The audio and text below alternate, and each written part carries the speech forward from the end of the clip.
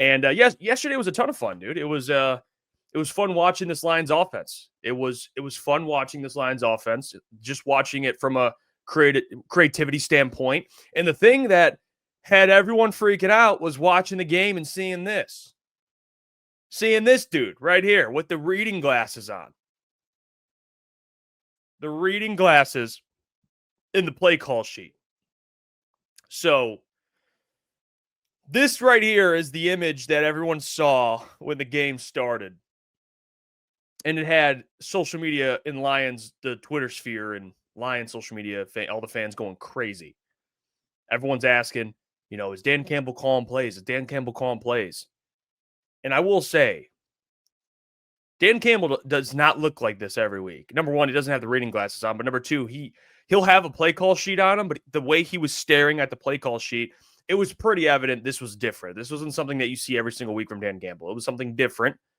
And it was kind of talked about all week from that Vikings loss that the offense kind of needed a shakeup. And we talked about a lot of different things this week, including, John Morton and the narrative kind of surrounding John Morton. But I think the big thing for me was the Lions have talent. There's not a question about it. They have a ton of skill position players that are very talented. Obviously, you saw a lot of those players make plays yesterday. Jamison Williams, Jahmyr Gibbs was back, which Jahmyr Gibbs is, he's always incredible. I know he had a down week last week, but he's always going to make plays. Dave Montgomery, how they utilize him has kind of been inconsistent this year. But J-Mo getting more involved, Caleb Raymond getting more involved. And it's something we talked about a lot this year is they're not really using a wide receiver 3 at all. Shout out to Sam Flannel Sam. He would join the show on Tuesday, I believe, it's Tuesday or Thursday, regardless. But he brought up how the Lions aren't really using their wide receiver 3. I think at the time, Tesla and Caleb Raymond combined for like 100 yards receiving.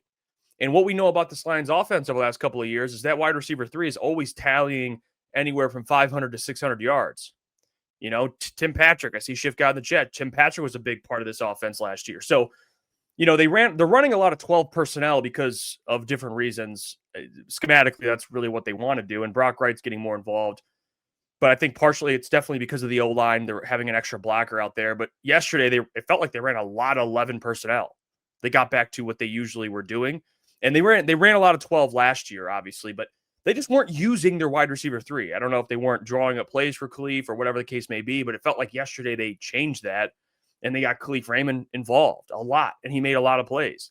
So it kept the defense for the Commanders, which isn't good. It's not a good defense, so I'm not trying to say that they faced, the best defense in the league. I'm not trying to, I want people to just understand that this has nothing to do with blowing out the Commanders. It's more about how the offense looked. Okay. That's what matters. It's not that you beat up on a bad team. It's that they schematically looked different. How they called the game, the flow of the offense, all of that looked different. And that's what matters to me. I've interrupted the video to tell you about our friends over at Sleeper in the new promotion they have going on. A brand new promotion is now live on Sleeper that could be paired with the 100% deposit match promotion that's already been going on. It's a free $20, no deposit required, plus first-time users will also receive 100% deposit match up to $100. Use the code CT Sports. You guys should already be using Sleeper. It's one of the fastest organically growing fantasy platforms in the entire world with millions and millions of active users. They are crushing it. And if your state allows it, you should be using Sleeper Picks. It's a real money product that connects friends over picks. You just choose 2 to 8 of your favorite players from pregame live or across different sports. Pick more or less than the predicted stats. And on Sleeper, you can get up to 1,000x payouts. Share with your friends. Get rewarded together. Don't forget, code CT Sports. Get a $100 deposit up to $100, and you got your free $20 entry. Sleeper is taking care of their customers. Always remember, gamble responsibly. Now let's get back to the video. That's what my big takeaway was and still is this morning. Watching some of the stuff back. I was up early this morning watching some of the game back, cutting up some stuff for our YouTube, and it was just clear. Like the play calling, the flow of the game looked different. It just looked easier, and of course it's going to look easier because you're facing a worse team, but you could just tell Dan Campbell calling plays. They looked, and Dan Campbell talked about this after the game. They looked how Dan Campbell obviously has a vision for this offense. And for whatever reason, John Morton calling plays, even though John and Dan, I believe, think the same, the flow of the game and how it's been called has not been what Dan probably has expected. And I know Dan tried to have his back in the press conference and the post-game press conference and said, we just needed to change up from a play calling standpoint. We just felt like that would have just gave us a better flow. But let's be real. He never took Ben Johnson's play calling duties away. So Ben clearly did it the right way. And even though him and Dan, John and Dan probably see it the same way. And just like Ben and Dan saw it the same way, Ben can actually call a game the way Dan wanted to. Clearly, John hasn't been able to. So, Dan was able to call plays and do it probably the way he envisioned, and it worked out really well. They spread the ball around like they typically do. Dave Montgomery was involved. Jameis Williams was involved. And I know a big test would be them facing Philly on Sunday Night Football. But you got to love what you saw from Dan Campbell calling plays, man. And he also spoke about how it's hard, when you're a play caller for your team, you're a head coach, like Sean McVay, like Andy Reid, it takes away other responsibilities. You're a head coach. Your number one job is to lead a football team. You're the CEO. You're in charge of offense. You're in charge of defense. You're in charge of special teams. You're in charge of everything. So when you have assistants that are good assistants, it makes it easier because you can trust your assistants and you can kind of be the guy that watches over everybody, make sure everyone's doing their job. And then, you go into game day. I think Dan, he didn't say it directly, but I think in his heart, he would rather do that. That's what he wants to do. He's kind of like a Jim Harbaugh, a John Harbaugh. That's what he wants to do. He doesn't want to call plays, but he will if he has to. And obviously, John Morton has not been good this year because people bring up the O-line. The O-line played pretty good yesterday. And again, I know it's the Commanders, so I don't want to take, say the O-line's fixed and back because they're obviously still down Christian Mahogany for most of, if not the entire year. Graham went out, so they had Yodi in there, and Yodi didn't look like he missed a beat.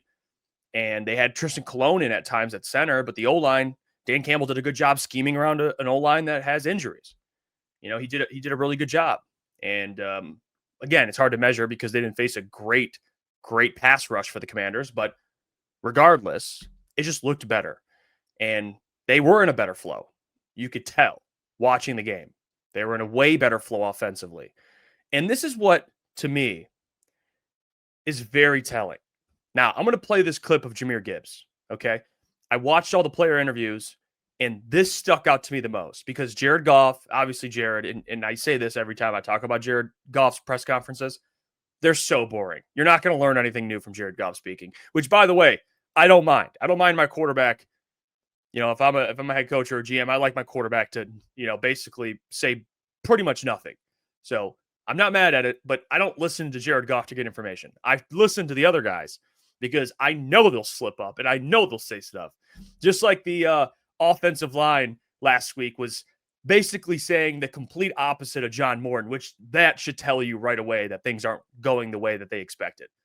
You have John Morton blaming the players, essentially saying they can't win one-on-ones. And then you have the player saying, no, it's not about one-on-ones. It's more about scheme. We got out-schemed. So that probably should have told us all right away that this thing was over. But Jahmyr Gibbs said something very interesting. Very, very interesting. Now, let's play this clip. This is Jahmyr Gibbs after the game. Listen to this question. It's a great question by Justin Rogers. Listen to Jahmyr Gibbs and his response. All right? Let's take a listen. This is Jahmyr Gibbs. This is after the game in the locker room. And talk today about taking over play calling. Did it feel any different for you out there?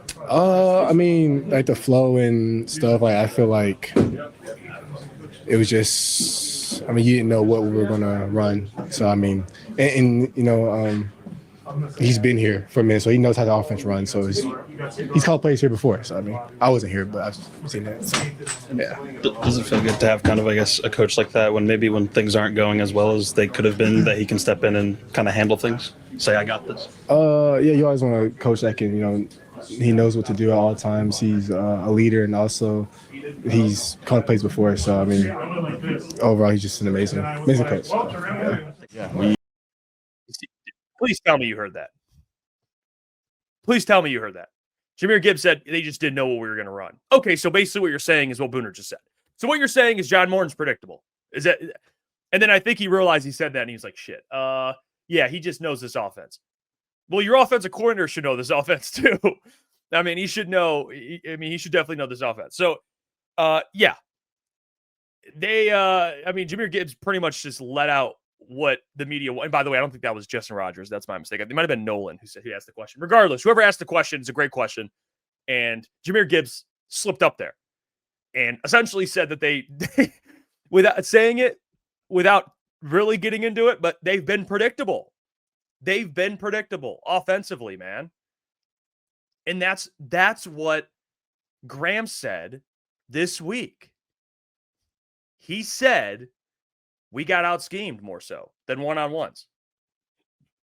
We got out-schemed by Brian Flores.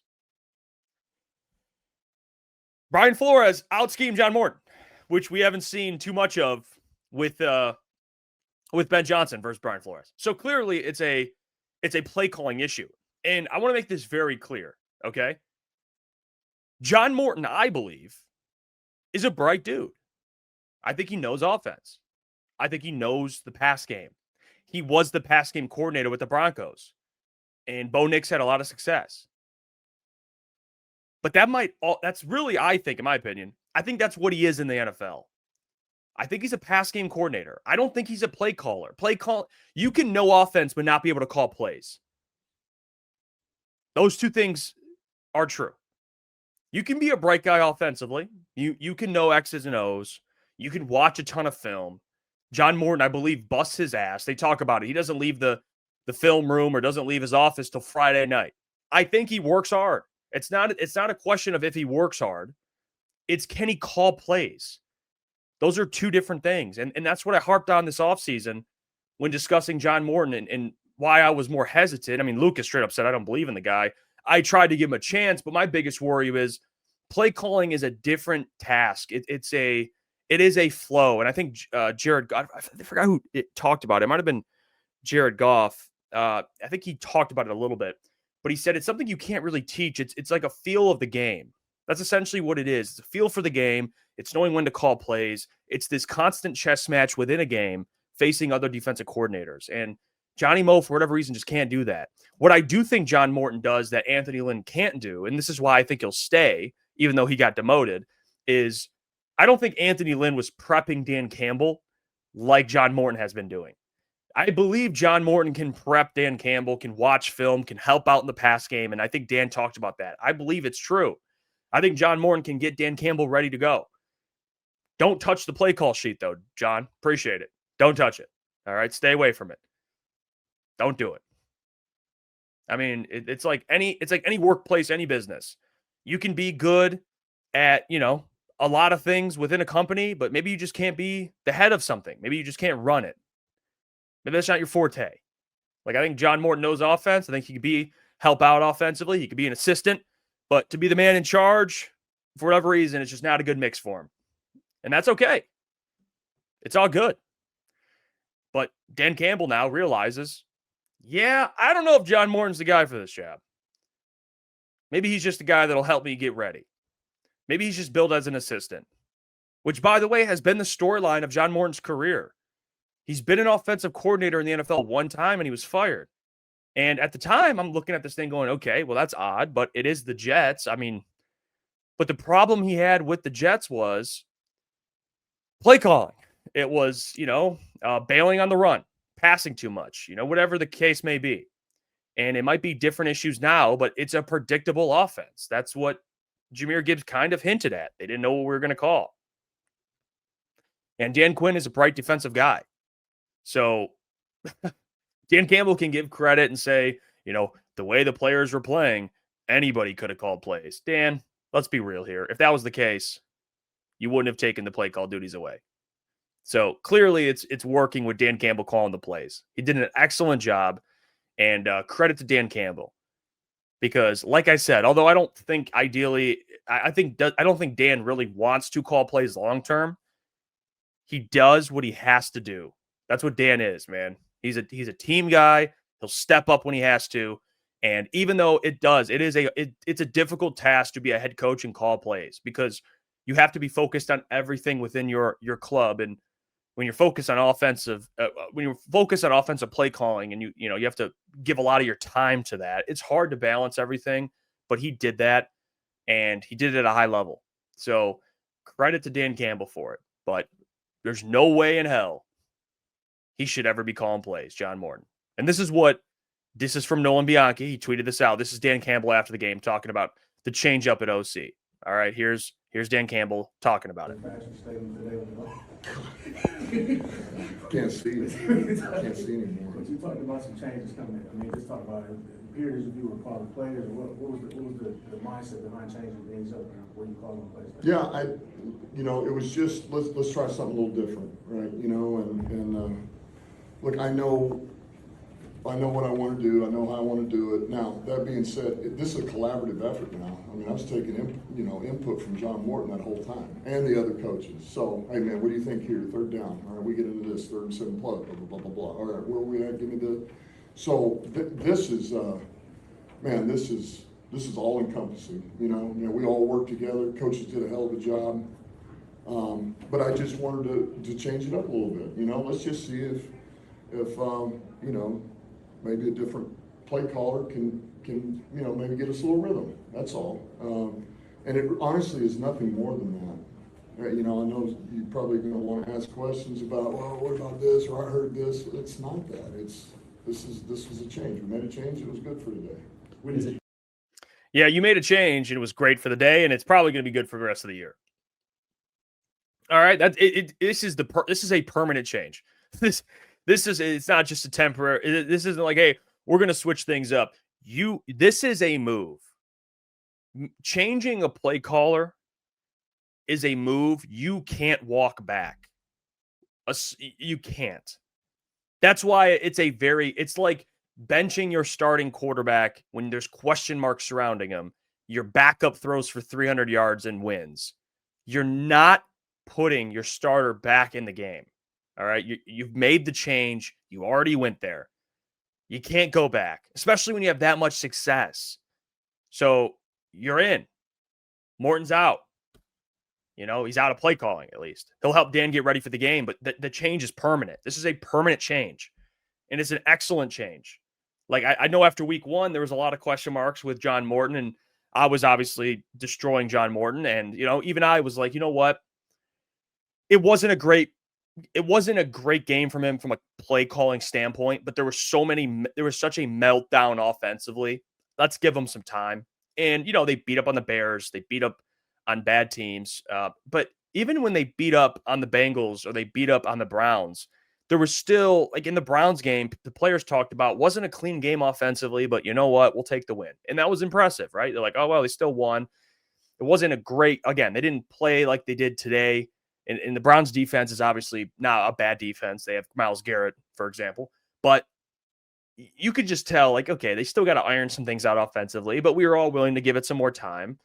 But I think that Vikings game really showed everyone this is much more than just the O-line's got to play better. This is like a schematic issue, play calling issue, offensive flow issue. And Dan saying, like, yeah, we just want to change things up and see if we can get into a rhythm. Insinuating that your former play caller couldn't get your offense into a rhythm tells me all I need to know. Like, you're 5-3. If you're going to make a move like this, you got to make it now. The NFC North is not getting any easier. Hey, what's going on there? It's Jeff Iafrate. Appreciate you for finishing the video. You can check out one of the videos here suggested or show support by commenting, liking, and subscribing. And buy your merchandise at FisherCTSports.com.